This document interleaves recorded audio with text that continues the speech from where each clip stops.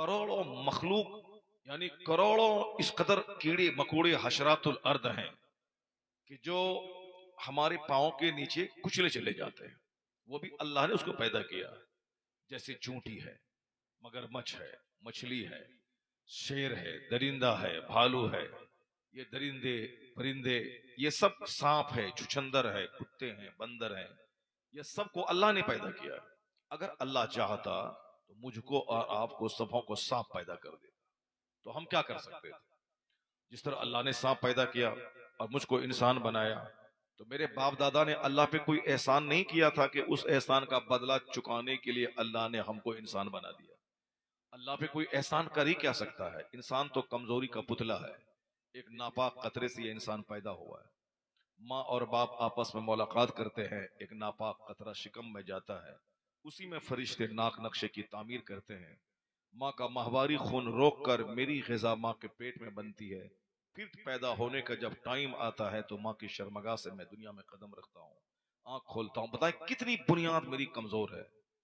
मेरी इब्तदा एक नापाक कतरा पानी, मेरी इब्तदा एक बदबूदार गारे से बना हुआ मिट्टी का पुतला, मेरी इब्तदा कई बार शर्मगाहों से गुजर होना, मेरी इब्तदा माहवारी खून माँ के पेट में खा के जिंदा रहना।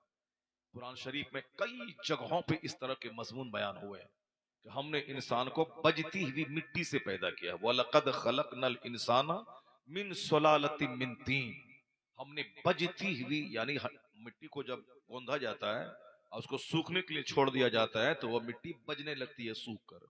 तो आया है कि मैंने बजती हुई मिट्टी से इस इंसान को पैदा किया। और एक जगह आया है फलियंजुरिल इंसान मिम्मा खुलिक मिम्मा इन दाफिक यखरुजु मिन बैनि सुल्बि वत्तराई। बस थोड़ी सी एक हदीस पाक सुन ले। उस हदीस से पहले हम और आप अपनी हिस्ट्री को बयान कर रहे हैं।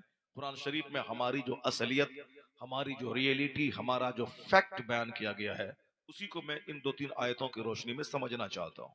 आज जमीन घमंड से भर गई, आज जमीन गुरूर से भर गई। कोई गोरा है तो काले को हकीर समझता है, कोई लंबा है तो ठगने को जलील समझता है, कोई आला बिरादरी में पैदा हो गया, आला खानदान में, तो कमजोर लोगों को हकीर समझता है। ये दुनिया अगरचे बहुत डेवलप कर गई है। यूरोप का एक दानिश्वर है, वो आर्नल्ड जे ट्वाइन बी, बहुत बड़े पढ़े लिखे आदमी है। हिंदुस्तान के जो लोग इस्लाम के खिलाफ बोलते हैं, इन जैसे करोड़ों को जो पढ़ा करके अक्लमंद बनाएगा, इतने बड़े पढ़े लिखे आदमी है ट्वाइन बी। उसकी एक किताब है तहजीब की आजमाइश, यानी सिविलाइजेशन ऑन ट्रायल। उस किताब में उस बंदे ने एक ऐसी जबरदस्त बात लिख दी। आप भी पढ़े लिखे आदमी हैं, अखबार पढ़ते हैं, सोशल मीडिया से करीब रहते हैं, और आज की तारीख में इस कदर इल्म का बोलबाला है कि हर तरफ पढ़ाई लिखाई रीडिंग राइटिंग की बातें हो रही हैं। आपको शऊर है, अपने बेगाने सारे लोग इस बात को सुन लें कि उस गैर मुस्लिम क्रिश्चियन ने क्या लिखा इस्लाम के बारे में, क्या कहा उसने। वो कहते हैं कि in spite of scientific development, यानी साइंटिफिक डेवलपमेंट के बावजूद साइंस इतनी तरक्की कर गई है कि हर घर आदमी का एक सपना लग रहा है, विजन लग रहा है। जैसे अपने घर में आप बैठे हैं, सामने वॉशिंग मशीन है, कोई हिंदुस्तान का पढ़ा लिखा आदमी नहीं बनाया उसको, अमेरिका और यूरोप के पढ़े लिखे ने उस वॉशिंग मशीन की इजाद की। हमारे सामने कंप्यूटर रखा हुआ, हिंदुस्तान में 150 करोड़ की आबादी है, और आज ये हिंदुस्तान पूरी दुनिया का सब बड़ी आबादी वाला पहला मुल्क बन रहा है। चाइना सेकंड पे जा रहा, इतनी बड़ी आबादी हिंदुस्तान की है। सबसे बड़ी डेमोक्रेसी, सबसे बड़ा पॉपुलेशन इस हिंदुस्तान में है। तो हिंदुस्तान में जितने लोग हैं, आप तवज्जो से सुने कि कंप्यूटर किसी हिंदुस्तानी ने नहीं बनाया है, वही 7 समंदर पार के क्रिश्चियन और यहूदी ने दिया है। जिस माइक्रोफोन में मैं बात कर रहा हूं, इस माइक्रोफोन को डेविड हक्स ने बनाया। जो टेलीविजन आप घर में देखते हैं उसको जेएल बेयर्ड ने बनाया है। वो हिंदुस्तान का नहीं है, 7 समंदर पार का है। टेलीफोन जो हम और आप इस्तेमाल करते हैं, वो टेलीफोन हिंदुस्तान का कोई आदमी नहीं बनाया है। वो टेलीफोन उसी यूरोप का एक दानिश्वर है, उसने बनाया है। और टेलीग्राफी का जो फन है उसको मार्कोनी ने इजाद किया। हवाई जहाज को राइट ब्रदर्स ने, जो अमेरिका के दो भाई हैं, यहूदी हैं गालिबन, उसने उसको बनाया है। यहूदी, नसरानी, America Britain, France, Norway, Canada, वहां के लोगों ने मोबाइल दिया तो हमारे हाथ में मोबाइल है। उन लोगों ने ट्यूबलाइट जलाया, इजाद किया, तो आज मेरे घर में ट्यूबलाइट। उन लोगों ने जनरेटर को इजाद किया तो आज जनरेटर मेरे घर में मौजूद। उन लोगों ने एसी इजाद की तो आज हमारे साथ मौजूद है। ये हिंदुस्तान के पढ़े लिखे लोग बहुत इतराते हैं, उनसे कहा जाए कि एसी तुमने बनाया, हवाई जहाज तुमने पैदा की, साइकिल तुमने बनाया, मोटरसाइकिल तुमने बनाया, ये मोटर कार तुमने बनाया। जवाब में नथिंग। क्या हम सिर्फ खाएं, दूसरों की गिबत करें? हम खाएं, दूसरों की शिकायत की पोटली लेके बैठ जाएं? अमेरिका के लोग 6-6 महीने फजाओं में लटक कर वो रिसर्च करते हैं कि यूनिवर्स की इब्तदा और इंतहा कहाँ है, ये कायनात की इब्तदा और इंतहा कहाँ है, जमीन का और छोर कहाँ है, 7 तह में जो जमीन है उसकी सच्चाई क्या है, ये 7 तबक जो आसमान है, एक एक तबक की मोटाई कितनी है, ये सूरज बड़ा है या जमीन बड़ी है? वो वहां के दानिश्वर कहते हैं कि इस जमीन से करोड़ों गुना ज्यादा बड़ा वो सूरज है जो हमें एक फुटबॉल की तरह देखने में लगता है। इस जमीन में अमेरिका से लेके मलेशिया, सिंगापुर तक 200 से ज्यादा कंट्रीज इस जमीन में 75% पानी का हिस्सा है, समंदर है। सिर्फ 25% हिस्सा खुश्की का है, यानी ये इलाका जमीनी इलाका है जहां इंसान की आबादी रहती है। बाकी 75% समंदर है इस जमीन का। और पूरी जमीन, समंदर, पानी, खुश्की, बहरी, सारा इलाका मिला के सूरज के सामने कई करोड़ गुना छोटी है ये जमीन। और यह सूरज कई करोड़, डबल नहीं, ट्रिपल नहीं, 100 गुना नहीं, करोड़ों गुना ज्यादा बड़ा है वो सूरज। वो सूरज पे अगर कोई चला जाए, अगरचे जा नहीं सकता क्योंकि वो आग का गोला है, वो आग का गोला है। और इतने करोड़ मील दूरी पे रहने के बावजूद सूरज के सामने से जब बादल हट जाते हैं तो बदन जलने लगता है। और जिस दिन वो आधी दूरी पे आ जाए तो कोई इंसान जिंदा नहीं रह पाएगा, सारे लोग मर जाएंगे, चूंकि सूरज एक आग का गोला है वो। और इतनी दूरी पे अल्लाह ने रखा है कि जमीन पे रोशनी आ जाए और लोग भी जिंदा रहें।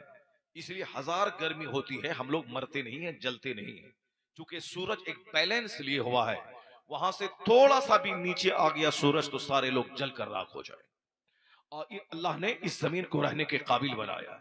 यहाँ से हवाई जहाज पे आप लोग चलते होंगे, बाहर जाते हैं, अमेरिका, यूरोप, सऊदी अरब कमाने के लिए जाते हैं, या हिंदुस्तानी में हैदराबाद पूरा जाते हैं, बागडोगरा बगल में है। यहाँ से रोजाना हैदराबाद बेंगलोर की फ्लाइट चलती है, बहुत कामयाब एयरपोर्ट बन चुका है आपके बगल में। आप कभी इस पर सफर करेंगे तो हवाई जहाज में पायलट बोलता है कि हम 30,000 फीट की बुलंदी पे चल रहे हैं। कितना? 30,000 फीट की बुलंदी, 30,000 फीट। ये थोड़ी, ये 1 फीट हो गया। अब 30,000 फीट की बुलंदी पे जहाज उड़ता है।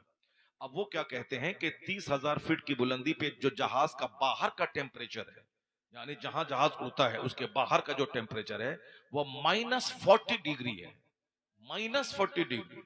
-40 डिग्री का मतलब ये हुआ जैसे अभी जाड़े के मौसम में 8 डिग्री टेम्परेचर रहता है। 8, 9, 10, 11, 12, यहाँ तो 16, 17 है तो ठंडी लग रही है। और कश्मीर में -3 में चला जाता, बर्फ जम जाती है। और जहां -40 में टेम्परेचर चला जाए तो क्या आदमी तो गल जाएगा, मर जाएगा। लेकिन उसके बीच से जहाज उड़ता है और जहाज के अंदर में 30 डिग्री सेल्सियस टेम्परेचर बना के रखा जाता है ताकि लोग जिंदा रहें और चलते रहें। ठीक उसी तरह यहां से ऊपर हम लोग थोड़ा सा बढ़े तो जिंदा नहीं रह पाए, जमीन के नीचे घुस जाएं तो जिंदा नहीं रह पाए। तो हमारे रहने के लिए जितना ऑक्सीजन चाहिए, जितनी हवा चाहिए, जितनी सूरज की लाइट चाहिए और जितनी गर्मी और सर्दी का मिक्सचर चाहिए, वो सब अल्लाह ने सुटेबल ढंग से हमको दे दिया कि यहां से थोड़ा सा ऊपर जाए तो जिंदा रहना मुश्किल हो जाए। सूरज और चांद पे बंदा रह नहीं सकता, यूटेरस और वेनस पे बंदा रह नहीं सकता। ये जमीन ही रहने के लिए मुनासिब है। और इस जमीन में का टेम्परेचर जितना होना चाहिए, जैसे हवाई जहाज में अगर टेम्परेचर ना बनाए अंदर से तो बंदा मर जाएगा। ऑक्सीजन का इंतजाम रहता है, जब ज्यादा बुलंदी पे उड़े तो ऑक्सीजन नीचे आता है, आदमी सांस लगा के उसको जिंदा रहते हैं। अंदर का टेम्परेचर नॉर्मल बनाया जाता है। तो अल्लाह ने इस जमीन पे हमारे लिए नॉर्मल टेम्परेचर बनाया। अल्लाह ने इस जमीन को हार्ड बनाया है ताकि 100 मंजिला मकान भी बन जाए। और इस जमीन को नर्म भी बनाया है ताकि इस जमीन की खुदाई करके फसल भी पैदा हो और हम नंगे पांव इस जमीन पे चल भी सकें। तो हार्डनेस और सॉफ्टनेस का मिक्सचर है ये जमीन। सूरज को जहां रहना चाहिए वहां अल्लाह ने रखा, चांद को जहां रहना चाहिए वहां अल्लाह ने रखा, और ये सारे अपने अपने मदार पे घूम रहे, दे फ्लोट ऑन देयर ऑर्बिट्स। ये कुल्लुन फी फलकिन यस्बहून, ये सब अपने मदार पे घूम रहे हैं। लशम्सु यंबगी लहा अन तुदरिकल कमर वलल्लैलु साबिकुन नहार कुल्लुन फी फलकिन यस्बहून। सूरज के बस में नहीं है कि वह चांद को छू ले, छू ही नहीं सकता है। रात के बस में नहीं है कि वह दिन पर 1 मिनट चढ़ जाए।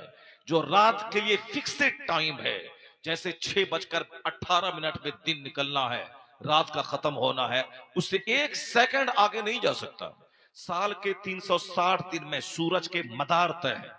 सूरज यहां से उगेगा, यहां डूबेगा, फिर यहां उगेगा, यहां डूबेगा। मशरिक एक है, मगरिब एक है।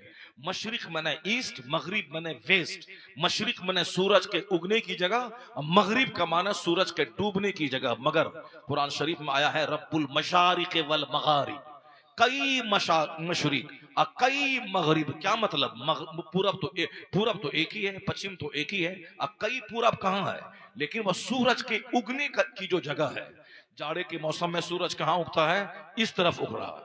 अभी धीरे धीरे सूरज बढ़ रहा है, बढ़ते बढ़ते उधर चला जाएगा। अब बिल्कुल तपिश का मौसम, वो साहब अप्रैल मई जून के बदन हाथ जलने के करीब पहुंच जाए, सूरज वहां उगने लगता है। तो सूरज के उगने के जो मकामात हैं जो अल्लाह ने तय कर दिए हैं, उसी मदार पे सूरज घूमता है और उसी के उगने की वजह से उसको मशारिक बोला जाता है।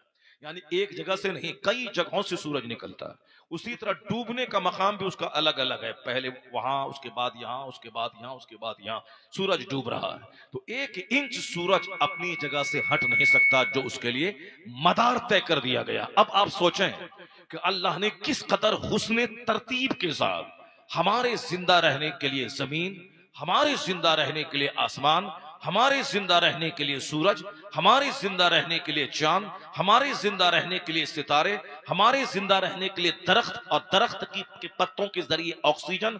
अगर अल्लाह हवा को रोक ले, जैसे मछली पानी से निकलने के बाद तड़प तड़प के मर जाती है, उसी तरह अल्लाह अगर 1 मिनट हवा को रोक दे तो दुनिया के 1000 करोड़ इंसान तड़प तड़प के मर जाएंगे। अगर सांस, जिस तरह से वेंटिलेशन पे कोरोना काल में लोग जाते थे, सांस रुक गई, सांस ही नहीं ले पा रहा है, तड़प तड़प के मर जाता था बंदा। कोई हॉस्पिटल के आगे मर रहा है, कोई बाइक पे मर रहा है, कोई एम्बुलेंस पे मर रहा है, कोई साहब वेंटिलेशन पे मर रहा है, यानी सांस ही नहीं ले पाता है। तो सांस हम ले रहे हैं आसानी से, और इसी को अल्लाह तंग कर देता है तो बस खेल खत्म हो जाता है। तो अब अल्लाह ने हमारे लिए ऑक्सीजन का इंतजाम किया। अगर ऑक्सीजन कम पड़ जाए तो एक दिन में 24 घंटे में सांस लेने के लिए कितने लाख रुपए खर्च होंगे। कोरोना काल में जिनको कई दिनों तक वेंटिलेशन पे रखा गया, उसको मालूम है कि मसनूई तौर पर सिलेंडर का कितना खर्चा हुआ और किस कदर सांस लेने के लिए बंदे को पैसे खर्च करने पड़े। और हम लोग आसानी से भी सांस ले रहे हैं, और अब तक हम लोग 50 साल उम्र हमारी हो गई और आपकी भी हो गई, 18, 20, 25, 50 साल आपकी उम्र हो गई। आज तक आपने वेंटिलेशन पे आप नहीं गए, सिलेंडर से ऑक्सीजन आपने नहीं लिया। तो अब आप ये बताएं कि जिस दिन से आप पैदा हुए उस दिन से लेकर अब तक अल्लाह ने आपके जिंदा रखने के लिए कितनी ऑक्सीजन का इंतजाम फरमाया है। उसी को अगर आप पैसा लेके खरीदें तो सारी जमीन बिक जाएगी दुनिया की, फिर भी उतनी ऑक्सीजन नहीं मिल पाएगी। ये अल्लाह ने इंतजाम किया है ताकि मेरा बंदा जिंदा रहे, मेरा बंदा सांस ले सके, मेरा बंदा खाना खा सके। तो अल्लाह ने हमारी खुराक के लिए गेहूं को दिया। गेहूं की रोटी तैयार होती है, गेहूं की दलिया तैयार होती है, गेहूं की खिचड़ी तैयार होती है, गेहूं के बहुत सारे आइटम, बर्गर हैं, चाउमीन है, और साहब न जाने क्या क्या है, वह सब गेहूं से। बिस्किट है, हजारों प्रकार के बिस्किट हैं, वो सब गेहूं से। एक गेहूं ही काफी था, लेकिन हमारी तबीयत गेहूं खाते खाते भर जाती। इसलिए अल्लाह ने मुझको जिलाने के लिए मेरी मेरी मेरी तबीयत को जान करके मेरे बंदे को क्या क्या चाहिए, एक चीज से इसका दिल भर जाएगा।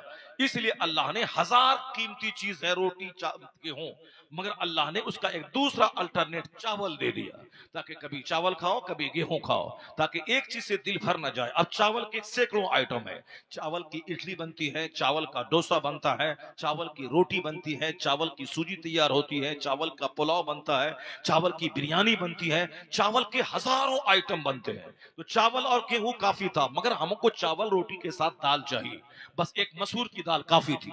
लेकिन अल्लाह ने बंदों का की राहत का ख्याल करते हुए एक मसूर की दाल खाते खाते बंदा मेरा उगता जाएगा, इसीलिए अल्लाह ने अरहर की दाल, मसूर की दाल, मटर की दाल, चना की दाल, न जाने कितनी दालें अल्लाह ने पैदा कर दी। उन दालों की अलग अलग क्वालिटी है, ठीक है, एक रोटी और दाल ही काफी थी, लेकिन बंदे को दाल पर सब्र नहीं हो पाएगा, इसको सब्जी भी चाहिए। तो सब्जी के लिए एक आलू कितना जबरदस्त आइटम है, वही आलू अमेरिका में, वही आलू कनाडा में, वही आलू चाइना जापान में, वही आलू इंडिया में, वही आलू हर जगह पे चालू है। वह आलू ही रहे तो साल भर सब्जी के लिए काफी है। मगर अल्लाह के बंदे को अल्लाह ने देखा कि बंदे की तबीयत तगय्युर पसंद है, यानी चेंजिंग पसंद करती है तबीयत इसकी। तो दाल आलू से इसकी तबीयत भर जाएगी, इसलिए अल्लाह ने सीजनल वेजिटेबल्स दे दिया। अभी आजकल जाड़े के मौसम में गोभी है, गोभी है तो दूसरा अल्टरनेट बंदा गोभी है। उसके बाद क्या है कि सीम है, बैगन है, खीरा है, ककड़ी है, न जाने कितनी सब्जियां हैं, वो सब आप देख सकते हैं। तो सब्जियों से बदन का काम नहीं चलेगा, बल्कि इस बदन को वेजिटेबल के अलावा दूध चाहिए, और दूध सबसे कीमती ग़िज़ा है। जैसे ही मैं माँ के पेट के अंदर था, तो माँ का माहवारी खून रोक के मेरे अंदर में एनर्जी पहुंचाई गई ताकि बच्चा जिंदा रहे। और जैसे ही मैं माँ के पेट से बाहर निकला, माँ की सूखी हुई छाती में अल्लाह ने दूध अता कर दिया, दूध अता किया। इसलिए कि उस बच्चे की ग़िज़ा ऊंट चावल रोटी नहीं है, उस बच्चे की ग़िज़ा दाल और दलिया नहीं है। अगर रोटी बच्चा खाएगा तो मर जाएगा, चावल बच्चे को खिलाए एक दिन के बच्चे को तो मर जाएगा। एक दिन के बच्चे को जो पैदा हुआ उस वक्त उसको दूध चाहिए, और दूध ही सबसे बेहतरीन ग़िज़ा है, और वह दूध है माँ की खुश्क छाती में दूध। तो बंदा गौर कर ले कि जो अल्लाह मैं माँ के पेट में खून से मेरी परवरिश की, वही अल्लाह मुझे पैदा होने के फौरी बाद मेरी ग़िज़ा का इंतजाम कर दिया कि जहां जो खुश्की थी अब वहां से दूध का चश्मा जारी कर दिया। तो जो अल्लाह माँ की गोद में, जहां हम कमाने के काबिल नहीं थे, चलने के काबिल नहीं थे, बोलने के काबिल नहीं थे, तो अल्लाह ने मेरी रोजी का इंतजाम खुश्क छाती से दूध निकाल के किया। तो जो अल्लाह हमें उस वक्त हमें रोजी दिया, वही जब मैं 18 साल का मैं जवान बन जाऊं तो क्या अल्लाह मुझे तड़पा देगा? मैं 25 साल का जवान हूं, क्या अल्लाह मुझे दाने दाने को तड़पा देगा, रोजी नहीं देगा? बंदा अगर विश्वास कर ले माँ के शिकम में मैं किसी काबिल नहीं था तो रब ने रोजी दी, माँ की गोद में मैं किसी काबिल नहीं था तो अल्लाह ने रोजी का इंतजाम फरमाया। जो मेरे लिए बेहतर रोजी थी वह दूध का इंतजाम किया, वही अल्लाह मुझे 25 साल की जवानी में भी खिलाएगा, वही अल्लाह मुझे 70 साल के बुढ़ापे में भी खिलाएगा, वही अल्लाह जब मैं तनहा हूं तो खिलाएगा, मेरे 50 बच्चे पैदा हो जाएं तो भी अल्लाह खिलाएगा। जब बंदा ये विश्वास कर ले, हदीस में आया है कि अगर तुम अल्लाह पर इसी तरह विश्वास करो जैसे परिंदा सुबह सवेरे घोंसले से भूखा निकलता है और शाम पेट भर के वापस अपने घोंसले में आता है, अगर तुम इसी तरह अल्लाह पे विश्वास कर, जो अल्लाह मुझे माँ के पेट में, माँ की गोद में खिलाया है, वही अल्लाह मुझे रोजी देगा। अगर तुम विश्वास कर, अल्लाह तुम्हें वहां से रोजी देगा जहां से बंदा सोच नहीं सकता। नारी तकबीर, नारी रिसालत, ये सारी बातें सोचने से ताल्लुक रखती हैं। ये सोचने से आदमी जब गौर करेगा, वो रोजी रोटी के लिए चेहरा नहीं सुखाएगा, वह 2 रोटी के लिए झूठ नहीं बोलेगा, वह 2 रोटी के लिए अपनी हद से नीचे नहीं गिर जाएगा, 2 रोटी के लिए दूसरों को कत्ल नहीं करेगा, 2 रोटी के लिए हराम और हलाल की तमीज खो के वह नापाक और हराम माल नहीं खाएगा। चूंकि बंदा सोचता नहीं है, इसीलिए वह सोचता है कि हम शराब नहीं बेचे तो कैसे खाएंगे, हम झूठ झूठ नहीं बोले तो कारोबार कैसे चलेगा, हम अगर सूद नहीं खाएं तो हम मकान कैसे बनाएंगे। ये बंदे की कमजोर सोच है। बड़ा होने के बाद ईमान और पुख्ता होना चाहिए। इससे ज्यादा ईमान तो हमारा माँ की गोद में पुख्ता रहता है।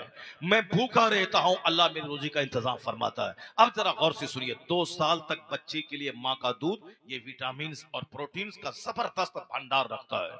कैल्शियम का, हड्डी मजबूत होती है। और वह दूध ड्रिंक की भी है, वह दूध फूड भी है, वह दूध मेडिसिन भी है। जो पढ़े लिखे लोग हैं वो सब मेरी बात समझ रहे होंगे। जिस तरह से दूध पानी पीने में पानी पीने की जो तासीर है वह तासीर दूध में है। और मशरूब है, वह ड्रिंक है। और जो चावल और रोटी में ताकत है वह ताकत माँ के दूध में है। वो रोटी चावल की वाली ताकत दूध से मिलती है।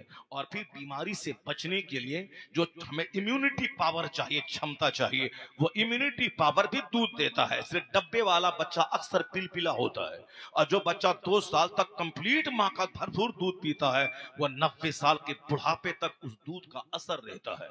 हड्डी मजबूत होती है। कैल्शियम भरपूर मिकदार में माँ के दूध में रखा है। इसलिए बच्चों के लिए डब्बे का दूध नहीं, माँ का दूध अगर कम हो तो माँ का दूध कैसे बढ़ाया जाए उस पर गौर करना चाहिए कि माँ के दूध को बढ़ाया जाए, ना कि बच्चे के लिए डब्बे के दूध का इंतजाम किया जाए। माँ को दूध खिलाया जाए, माँ को कैल्शियम से युक्त प्रोटीन से भरी हुई ग़िज़ा खिलाया जाए, माँ को मेडिसिन खिलाया जाए ताकि भरपूर मिकदार में दूध हो और बच्चा का पेट माँ के दूध से भर जाए। ये कोशिश करनी चाहिए ताकि बच्चे की हड्डी 90 साल की उम्र तक मजबूत रहे। तो 2 साल तक वही दूध जो ड्रिंक भी है, फूड भी है, मेडिसिन भी है, मगर 2 साल के बाद वही दूध, अब माँ का दूध बच्चे के लिए हराम हो जाता है। क्यों हराम होता है मालूम है? इसलिए कि अब उस दूध में पॉइजन आ जाता है। अब वही वही दूध जो भरपूर सेहत बख्श है, वही 2 साल के बाद माँ का दूध बच्चों के लिए जहर हो जाता है। जो औरतें कहती हैं कि बेटा है तो 2.5 साल तक दूध पिए, गलत। बेटी है तो 2 साल तक दूध पिए। बेटी 2 साल तक, बेटा हो या बेटी, दोनों की दूध पिलाने की मुद्दत है 2 साल। 2 साल दूध पिलाएं। और ऐसा नहीं कि बेटा दूध पीता है तो पेशाब कर दिया तो नापाक नहीं हुआ, अब बेटी पेशाब कर दिया तो कपड़ा नापाक हो गया। नहीं, बेटा हो या बेटी, दोनों का पेशाब नापाक है। 1 दिन का बच्चा हो या 2 साल का बच्चा हो, पेशाब नापाक रहता है। इसलिए समझ करके अभी तो दूध पीता है, पेशाब उसका पाक है, ऐसा नहीं है। बेटा हो या बेटी, दोनों 2 साल के बाद किसी को दूध ना पिलाया जाए। वह माँ जो बिला वजह प्यार में 2 साल के बाद भी दूध पिलाती रहती हैं, वह माँ डाइन के दर्जे में है।